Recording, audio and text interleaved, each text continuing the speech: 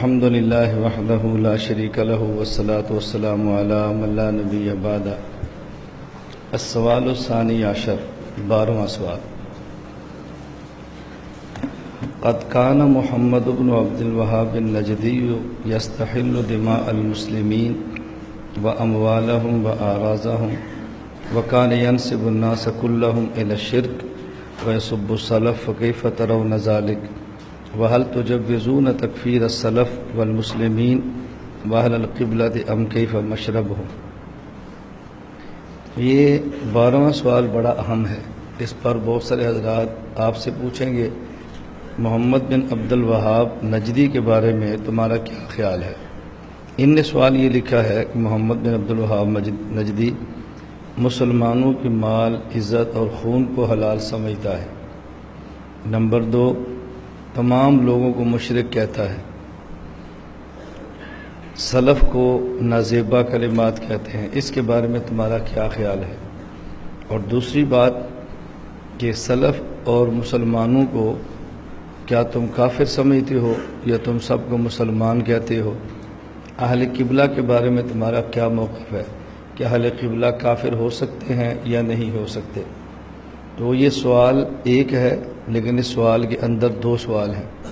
ایک محمد بن عبد الوہاب نجدی کی ذات کے بارے میں، اور ایک نظریاتی اعتقادی سوال کہ تم سلف اور اہل قبلہ کو مسلمان سمجھتے ہو یا نہیں، کافر کہتے ہو، مشرک کہتے ہو، مسلمان کہتے ہو۔ انہوں نے جو جواب دیا ہے حضرت نے بڑی تفصیل کے ساتھ بات فرمائی ہے۔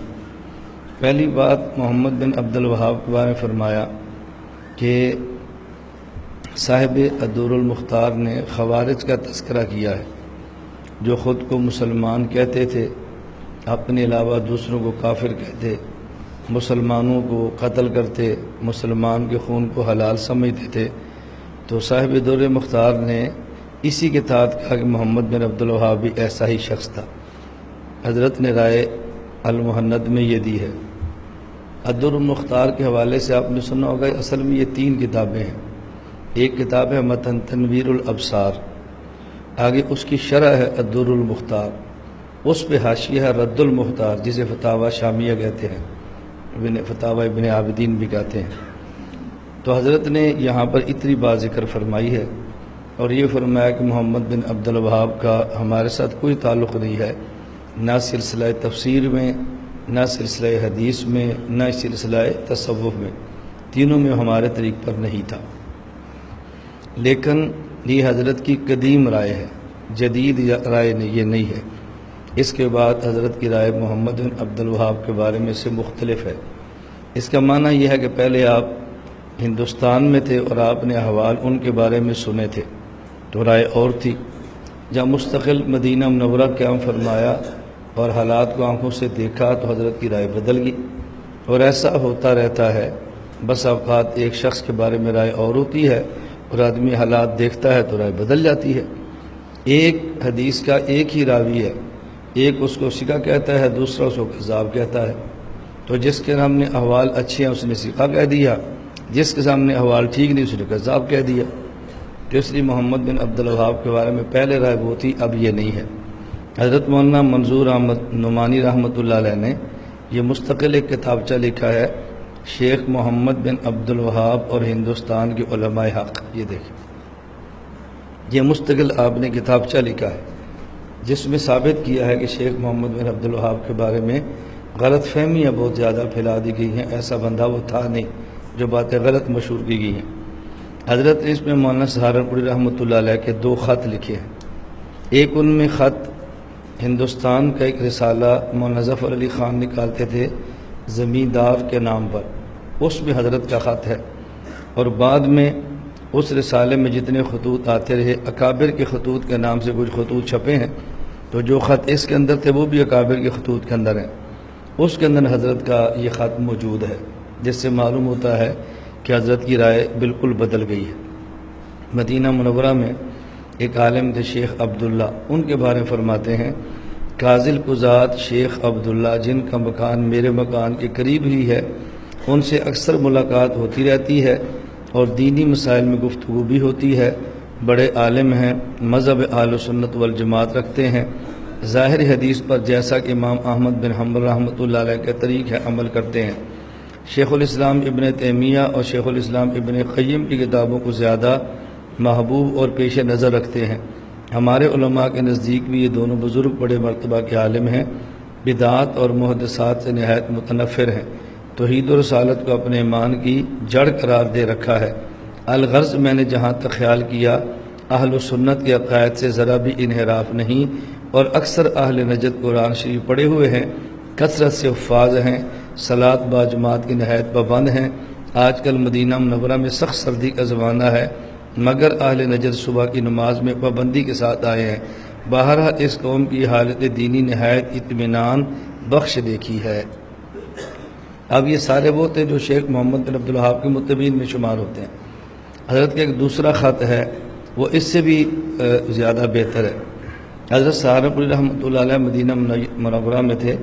حافظ محمد یعقوب گنگوئی رحمۃ اللہ علیہ نے حضرت کو خط لکھا اور وہاں کے حالات معلوم کیے۔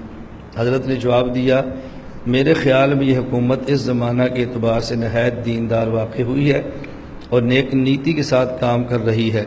جس قدر بڑے بڑے کام ہوئے ہیں، کوئی بھی میرے نزدیک ایسا نہیں جس میں دین کا پہلو نہ ہو، اور بعض امور صغار جس میں کچھ فروگزاشت ہو رہی ہے۔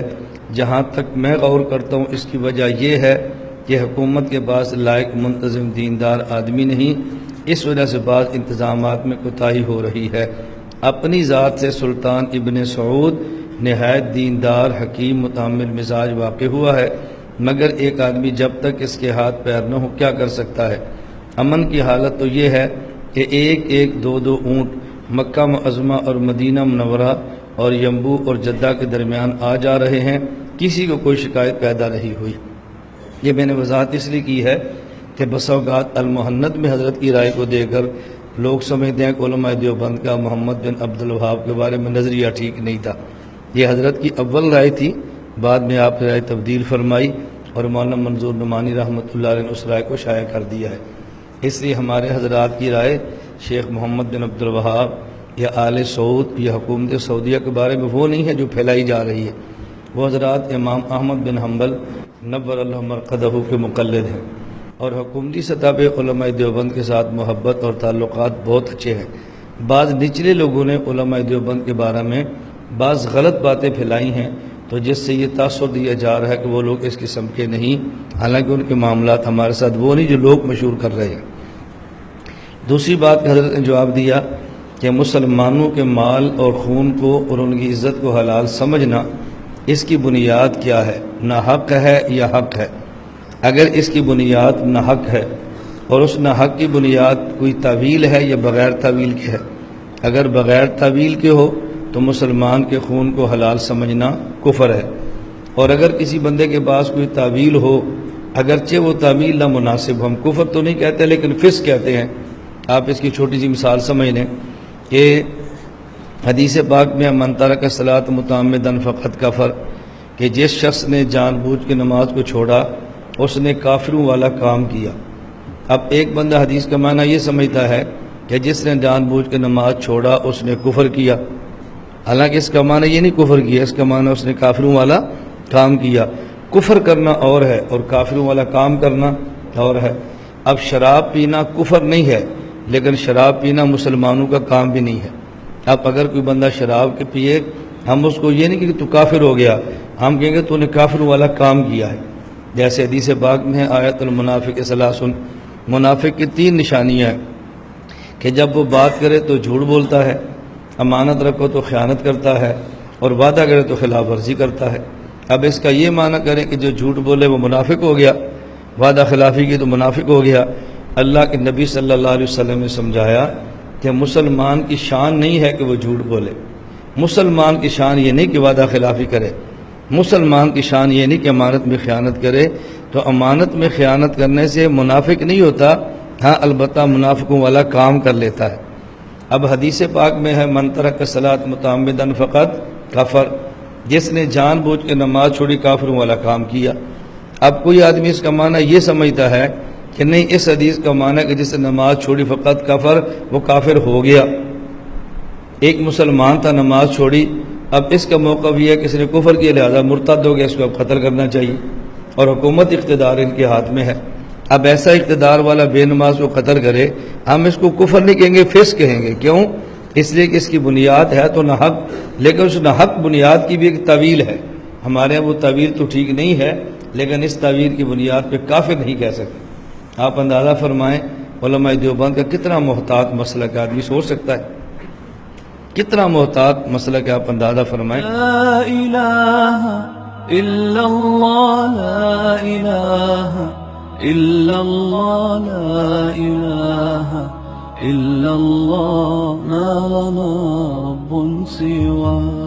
لا الہ الا اللہ، لا الہ